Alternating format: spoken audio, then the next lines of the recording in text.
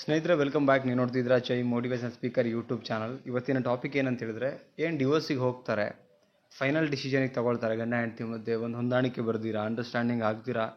So ಡಿವೋರ್ಸಿಗೆ ಹೋಗೋಕ್ಕಿಂತ ಮುಂಚೆ ಕೆಲವೊಂದಿಷ್ಟು ಪ್ರಶ್ನೆಗಳನ್ನು ಕೇಳ್ಕೊಳ್ಳಿ. ಡಿವೋರ್ಸ್ ಫೈನಲ್ ಆಪ್ಷನ್ಸ್ ಇದೆ, ರೈಟ್?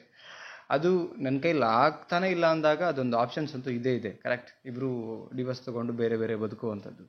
ಅದಕ್ಕಿಂತ ಮುಂಚೆ ಆ ಸಂಬಂಧನ ಉಳಿಸ್ಕೊಳ್ಳೋಕ್ಕೆ ಈ 3 ಪ್ರಶ್ನೆಗಳನ್ನು ಕೇಳ್ಕೊಳ್ಳಿ. ತುಂಬ ಮುಖ್ಯ ಇರುತ್ತೆ. ಬಿಕಾಸ್ ಒಂದು ಸಂಬಂಧ ಅದು ಏಳೇಳು ಜನ್ಮದ ಋಣಾನುಬಂಧ ಇರುತ್ತಂತೆ. ಒಂದು ಸಂಬಂಧ ಆಗಬೇಕು ಅಂದರೆ ಭಗವಂತನ ಇಚ್ಛೆ ಇರುತ್ತಂತೆ. ಸೊ ಹಾಳು ಮಾಡೋಕ್ಕೂ ಭಗವಂತನ ಇಚ್ಛೆ ಅನ್ನೋದಕ್ಕಿಂತ ಪ್ರಯತ್ನ ಮಾಡೋಣ ಸರಿಪಡಿಸ್ಕೊಳ್ಳೋಕೆ ಅಂತ ನನ್ನ ಥಾಟ್ ಆ್ಯಕ್ಚುಲಿ, ರೈಟ್? ಸೊ ಇದೇ ಥರದ ವಿಡಿಯೋಗಳಿಗಾಗಿ ಚಾನಲ್ಗೆ ಫಸ್ಟ್ ಟೈಮ್ ನೋಡ್ತಾ ಇದ್ದರೆ ಸಬ್ಸ್ಕ್ರೈಬ್ ಮಾಡ್ಕೊಳ್ಳಿ. ಆ್ಯಂಡ್ ವಿಡಿಯೋ ನೋಡಿದ್ಮೇಲೆ ಏನು ಅನಿಸುತ್ತೆ ಅದನ್ನು ಕಮೆಂಟ್ ಸೆಕ್ಷನಲ್ಲಿ ಕಮೆಂಟ್ ಮಾಡೋದನ್ನು ಕೂಡ ಮರಿಬೇಡಿ. ವಿಡಿಯೋಗೆ ಲೈಕ್ ಮಾಡಿ. ಕೊನೆ ತನಕ ನೋಡಿದ್ರೆ ಒಂದು ಕ್ಲಾರಿಟಿ ಸಿಗೋಕ್ಕೆ ಸಾಧ್ಯ ಇದೆ, ರೈಟ್? ಒಂದೇ ಪಾಯಿಂಟ್ ನೋಡ್ತಾ ಹೋಗೋಣ. ಫಸ್ಟ್ ಒಂದೇನು ಅಂತ ಹೇಳಿದ್ರೆ, ಮದುವೆ ಆಗಿರೋ ಉದ್ದೇಶನ ಯಾವುದೇ ಕಾರಣಕ್ಕೂ ಮರೆತು ಬಿಡಬೇಡಿ. ಲೈಕ್ ಎಷ್ಟೋ ಜನ ಮರೆತು ಬಿಡ್ತಾರೆ, ಮದುವೆ ಆಗಿದ್ರ ಉದ್ದೇಶ ಏನು? ಡಿವೋರ್ಸ್ ಮಾಡೋಕೆ ಮದುವೆ ಆಗಿರೋದು? ದೂರ ಇರಬೇಕಂತಾನೆ ಇಷ್ಟು ಜನಗಳ ಮಧ್ಯೆ ಅಕ್ಕಿ ಕಾಳೆಲ್ಲ ಆಗಿ ತಾಳಿ ಕಟ್ಟು ಶಾಸ್ತ್ರೋತ್ಸವವಾಗಿ. ಸೊ ಹಂಗಾಗಿದ್ರೆ ಮದುವೆ ಏನಕ್ಕೆ ಆಗಬೇಕಿತ್ತು? ಇಲ್ಲಿ ಯಾರೋ ಬಂದು ಏನೋ ನೆಗೆಟಿವ್ ಕಮೆಂಟ್ ಮಾಡ್ಬೋದು, ಹೊಂದಾಣಿಕೆ ಆಗಿಲ್ಲ ಮತ್ತು okay fine, no problem. But once again ಇಬ್ಬರು ಕೂತು ಈ ಥರ ಡಿಸ್ಕಷನ್ ಮಾಡ್ಬೋದಿತ್ತಲ್ಲ, ಅಥವಾ ಒಬ್ಬರು ಈ ಥರ ಫೀಲ್ ಮಾಡ್ಕೋಬೋದಲ್ಲ, ಮದುವೆ ಆಗಿದ್ರ ಉದ್ದೇಶ ಏನಿತ್ತು? ಯಾವುದೇ ಕಾರಣಕ್ಕೂ ದೂರ ಆಗಲ್ಲ ಅಂಥೇಳಿ. ಸೊ ಈ ಉದ್ದೇಶನ ತಿಳಿದಾಗ ನಿಮಗೆ ಸುಮಾರು ಪ್ರಶ್ನೆಗಳು ಉದ್ಭವ ಆಗ್ಲಿಕ್ಕೆ ಶುರು ಆಗುತ್ತೆ. ಶುರುವಾದಲ್ಲಿ ಹೇಗಿದ್ರಿ? ಯಾಕೆ ಈ ಪ್ರಾಬ್ಲಮ್ಗಳು ಶುರುವಾಯಿತು? ಅಥವಾ ಜಗತ್ತಲ್ಲಿ ಏನು ಬಾಳಿ ಬದುಕು ಹೋಗಿದ್ದಾರೆ ಅವ್ರ ಮಧ್ಯೆ ಪ್ರಾಬ್ಲಮ್ಮೇ ಬರಲಿಲ್ವಾ? ಜಗಳಗಳೇ ನಡೆದೋಗಿಲ್ವಾ? ಈ ಥರ ಮನಸ್ತಾಪ ಆಗಲಿಲ್ವಾ? Understanding miss ಆಗಲಿಲ್ವಾ? ಎಲ್ಲನೂ ಆಗೋಗಿದೆ. ಬಟ್ ಸ್ಟಿಲ್ ಅವರು ಸರಿಪಡಿಸ್ಕೊಂಡ್ರು. ಆ ಥರ ಯಾಕೆ ಡಿವೋರ್ಸ್ ಹೋಗಬೇಕು ಅಂತೇಳಿ? ಅಥವಾ ಎಲ್ಲಿ ಪ್ರಾಬ್ಲಮ್ಸ್ ಆಗಿದೆ ಅದನ್ನು ಫೈಂಡ್ ಔಟ್ ಮಾಡೋಕ್ಕೆ ಯಾಕೆ ಆಗ್ತಿಲ್ಲ? ಇಲ್ಲ ಒಬ್ಬರೇ ಇದು ಬಿಡ್ಬೋದಿತ್ತಲ್ಲ, ಮದುವೆ ಏನಕ್ಕೆ ಆಗಬೇಕಿತ್ತು ಲೈಫಲ್ಲಿ? ಅಥವಾ ಯಾರಿಗೂ ಕೆಟ್ಟದಾಗತ್ತೆ ಅಂತ ಗೊತ್ತಿರಲ್ಲ, ಬಟ್ ಸ್ಟಿಲ್ ಇಬ್ಬರೂ ಕೇಳ್ಕೋಬೇಕಾಗಿರೋದು. ನಾನು ಯಾರ ಪರ ಅಂತ ಮಾತಾಡ್ತಿಲ್ಲ ಇಲ್ಲಿ. ಒಂದು ಸಂಬಂಧ ಹಿಂಗನ್ನೋಷ್ಟಲ್ಲಿ ದೂರ ಆಗುತ್ತೆ.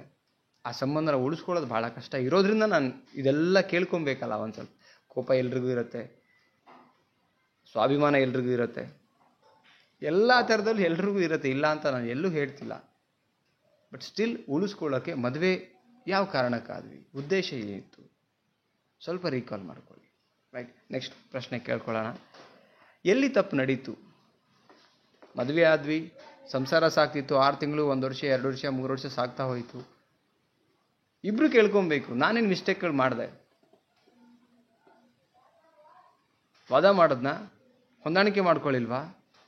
ಅವ್ರ ಇಷ್ಟದ ವಿರುದ್ಧವಾಗಿ ಹೋದ್ನ? ಈ ಲೆವೆಲಿಗೆ ಬರೋಕ್ಕೆ ಏನು ಕಾರಣ ಆಯಿತು? ಇಬ್ಬರು ಕೂತ್ಕೊಳ್ಳಿ, ಪ್ರಾಬ್ಲಮ್ ಬಗ್ಗೆ ಸ್ವಲ್ಪ ಡಿಸ್ಕಸ್ ಮಾಡಿ. ಅಥವಾ ನಿಮಗೆ ನೀವು ಇಬ್ಬರು ಕೂತ್ಕೊಳ್ಳೋಕ್ಕಾಗಿಲ್ಲ ಕೇಳ್ಕೊಳ್ಳಿ, ನಿಮಗೆ ನೀವು ಎಲ್ಲಿ ಮಿಸ್ಟೇಕ್ ಆಯಿತು, ಯಾಕೆ ಮಿಕ್ಕಿರೋರು ಚೆನ್ನಾಗಿ ಬದುಕ್ತಾ ಇದ್ದಾರೆ? ಉತ್ತರ ಸಿಗುತ್ತೆ. ಉತ್ತರ ಸಿಕ್ಕಾಗ ಮಾತ್ರ ನಿಮ್ಗೆ ಸರಿಪಡಿಸ್ಕೊಳ್ಳೋಕೆ ಸಾಧ್ಯ. ಡಿವೋರ್ಸ್ ಮ್ಯಾಟ್ರೇ ಅಲ್ಲ ಆ್ಯಕ್ಚುಲಿ. ತಪ್ಪು ಎಲ್ಲಿ ನಡೆದಿದೆ ಅಂತ ಗೊತ್ತಾದರೆ ಅದನ್ನು ತಿದ್ದಬಹುದು. ನೋಡಿ, ಒಂದು ಬೈಕ್ ವೀಲ್ ಏನಿರುತ್ತೆ, ಪಂಚರ್ ಆದಾಗ ಅದನ್ನು ಗಾಳಿ ಹಾಕಿಬಿಟ್ಟು ನೀರಲ್ಲಿ ಎಲ್ಲಿ ಬಬಲ್ಸ್ ಎದ್ದೇಳುತ್ತೆ ನೋಡುತ್ತೆ, ಅಂದರೆ ಅಲ್ಲಿ ಎಲ್ಲಿ ಏನಾಯಿತು ಅಂತ ಅಂದಾಗ ಅದನ್ನು ಪ್ಯಾಚನ್ನು ಮುಚ್ಚಬಹುದು ನಾವು. ಇಲ್ಲೂ ಅಷ್ಟೇ, ಎಲ್ಲಿ ತಪ್ಪು ನಡೆದೋಗಿದೆ ಇಬ್ಬರ ಮಧ್ಯೆ ಅದನ್ನು ಫೈಂಡ್ ಔಟ್ ಮಾಡಿದಾಗ ಸರಿಪಡಿಸ್ಕೊಳ್ಳೋಕೆ ಸಾಧ್ಯ ಇದೆ.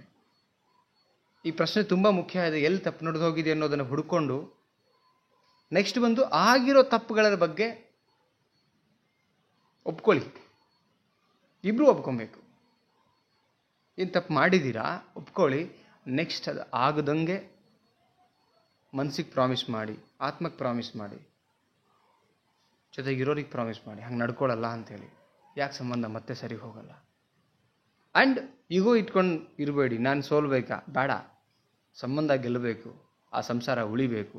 ಈಗೋ ಬೇಡ, ಮೈಂಡಲ್ಲಿ ಬಿಟ್ಟಾಕಿ. ಏನೂ ನಡೆದೇ ಇಲ್ಲ ಹಿಂದಿಂದು ಇವತ್ತಿಂದ. ಬಿಕಾಸ್ ಕಳೆದು ಬಿಟ್ಟಿದ್ದೀರ ಸಮಯ. ನೀವು ಇಟ್ಕೊಂಡ್ರೆ ಕೊರಗೆ ಸ್ಟಾರ್ಟ್ ಆಗುತ್ತೆ, ಇಟ್ಕೊಳ್ಳಿಲ್ಲ ಅಂದರೆ ಏನೂ ಕೊರಗಾಗಲ್ಲ. ಡಿಪೆಂಡ್ ಅಪಾನ್ ನಿಮ್ಮ ಮೇಲೆ ಇರುತ್ತೆ. ಓಕೆ, ಸೊ ಆ ಕಾರಣಕ್ಕೆ ಎಲ್ಲಿ ತಪ್ಪು ನಡೀತು, ನೆಕ್ಸ್ಟ್ ಆಗೋದನ್ನು, ಆ ಥರ ಆಗದಂಗೆ ಬದುಕೋದನ್ನು ಕಲಿಬೇಕು, ತಪ್ಪನ್ನು ಒಪ್ಕೊಬೇಕು. ಇದು ಇಂಪಾರ್ಟೆಂಟ್. ನೆಕ್ಸ್ಟ್ ಬಂದು ಏನಂತ ಹೇಳಿದ್ರೆ, ಜೀವನದಲ್ಲಿ ಯಾರೂ ಕೂಡ ಪರ್ಫೆಕ್ಟ್ ಇಲ್ಲ, ಈ ಸತ್ಯ. ಈಗ ಸಪೋಸ್ ಡಿವೋರ್ಸ್ ಆಗಿ ನೆಕ್ಸ್ಟ್ ಇನ್ಯಾರೋ ನಿಮ್ಮ ಲೈಫಲ್ಲಿ ಎಂಟ್ರಿ ಆಗ್ತಾರೆ ಅನ್ಕೊಳ್ಳೋಣ. ಸಪೋಸ್ ಲೈಕ್ ಲೈಫ್ ಅಂದಮೇಲೆ ಹಿಂಗೆ ಆಗ್ತಿರುತ್ತೆ, ಅಪ್ ಆ್ಯಂಡ್ ಡೌನ್ಸ್ ಇರುತ್ತೆ, ಅಪ್ಪು ಆಗುತ್ತೆ, ಡೌನ್ಸು ಆಗುತ್ತೆ. ಸೊ ಈ ಮನಸ್ಥಿತಿ ಬಿಟ್ಟು ಇನ್ನೂ ಸ್ವಲ್ಪ ಒಂದು ಕೆಲವು ವರ್ಷಗಳು ಕಳೆದ ಮೇಲೆ ಇನ್ಯಾರೋ ಲೈಫಲ್ಲಿ ಬರ್ತಾರೆ ಅನ್ಕೊಳ್ಳಿ, ಅವ್ರು ಪರ್ಫೆಕ್ಟಾ? ನೋ ಬಡಿ is perfect in this world. ಯಾರೂ ಪರ್ಫೆಕ್ಟ್ ಇಲ್ಲ ದೇವ್ರನ್ನ ಬಿಟ್ಟರೆ.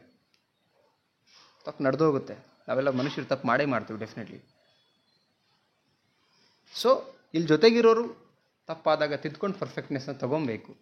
ಇಷ್ಟು ಪ್ರಶ್ನೆಗಳನ್ನು ಕೇಳ್ಕೊಂಡಾಗ ಉತ್ತರಗಳು ಸಿಗೋಕ್ಕೆ ಸಾಧ್ಯ ಆಗುತ್ತೆ. ಮನಸ್ಥಿತಿ ಸರಿ ಹೋಗೋವಂಥ ಸಾಧ್ಯತೆ ಇರುತ್ತೆ.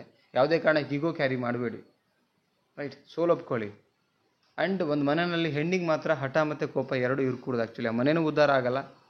ತಾಳ್ಮೆ ತುಂಬ ಇರಬೇಕು ಹೆಣ್ಮಕ್ಳಿಗೆ. ಇದನ್ನ ಯಾಕೆ ಪರ್ಟಿಕ್ಯುಲರ್ಲಿ ಅಂತ ಹೇಳಿದ್ರೆ, ಅದು ನಮ್ಮ ಸನಾತನ ಹಿಂದೂ ಒಂದು ಕಲ್ಚರ್ ತೆಗೆದು ನೋಡಿದಾಗ ಹೆಣ್ಣು ಎಷ್ಟು ತಾಳ್ಮೆಯಿಂದ ಒಂದು ಸಂಸಾರದಲ್ಲಿ ಇರ್ತಾಳೆ ಅಷ್ಟು ಆ ಮನೆಗೆ ಒಳ್ಳೇದಾಗತ್ತೆ, ಆ್ಯಂಡ್ ಆ ಫ್ಯಾಮಿಲಿಗೆ ಒಳ್ಳೇದಾಗತ್ತೆ, ಆ ಫ್ಯಾಮಿಲಿ ಸರಿ ಹೋಗುತ್ತೆ.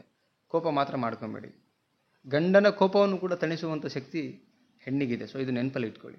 ಓಕೆ, ಐ ಥಿಂಕ್ ಈ 4 ಟಿಪ್ಸ್ ನಿಮಗೆ ಯೂಸ್ಫುಲ್ ಆಗಿದ್ದರೆ ಬೇಗ ಹೋಗಿ ಕಮೆಂಟ್ ಮಾಡಿ, because I am waiting for that. And ನಿಮ್ಮ ಕಮೆಂಟ್ ನನಗೆ ಲೈಕ್ ಇನ್ನೂ ಇನ್ವಾಲ್ವ್ಮೆಂಟ್ ಆಗಬೇಕು. ಇದೇ ಥರದ ಸುಮಾರು ಇನ್ಫಾರ್ಮೇಟಿವ್ ವಿಡಿಯೋ ಮಾಡಬೇಕು ಅಂತ ಅನ್ನಿಸ್ತಾ ಇರುತ್ತೆ. ಆ್ಯಂಡ್ ಈ ವಿಡಿಯೋ ಇಷ್ಟ ಆಗಿದೆ ದಯವಿಟ್ಟು ಎಲ್ರಿಗೂ ಶೇರ್ ಮಾಡಿ.